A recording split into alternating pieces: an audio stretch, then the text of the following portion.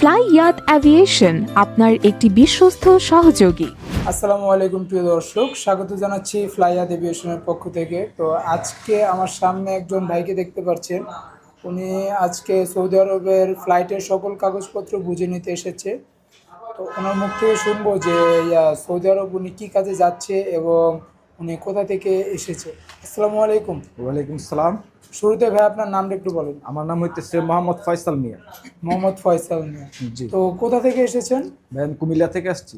কুমিল্লা থেকে এসেছেন। আপনার তো আজকে সৌদি আরবে প্রসেসিং সম্পূর্ণ কমপ্লিট হয়ে গেছে। হ্যাঁ। তো ফ্লাইটের টিকিট, কাগজ সকল কিছু বুঝে নিতে আসছেন। জি। তো সকল কাগজপত্র কি ঠিক আছে?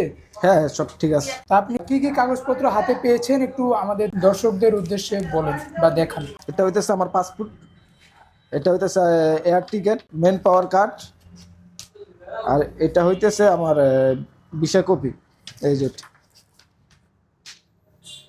তো প্রিয় দর্শক, ওনার মুখ থেকে শুনলেন যে উনি কোথা থেকে এসেছে এবং সকল কাগজপত্র উনি বুঝে নিয়ে যাচ্ছে। তো ভাইয়া আপনার ফ্লাইট কবে? আগামীকালকে আগামীকালকে কয়টা বাজে? রাত 9টা 40 মিনিট। রাত 9টা 40 মিনিট। হ্যাঁ। তো সৌদি আরব কি কাজে যাওয়া হচ্ছে?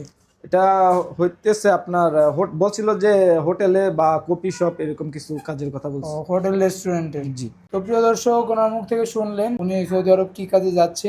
ওনার জন্য সকলে দোয়া কামনা করি, উনি যেন সৌদি আরব যে সৎ পথে ইনকাম করে ওনার ফ্যামিলি চালাতে পারে। আমাদের অন্য যাত্রীদের উদ্দেশ্যে কি আপনার কিছু বলার আছে? এটা হইতেছে আমি এখানে আগে কোনো পরিচিত ছিল না, আমি একজন লোকের মাধ্যমে এখানে আসছি, আমার ভাইয়ের মাধ্যমে। কিন্তু আসার পরে সবকিছু ওনাদের কাছে জমা দিছি, জমা দেওয়ার পরে সবকিছু ইনশাল্লাহ ঠিকঠাক মতো হয়েছে, কোনো সমস্যা হয় নাই।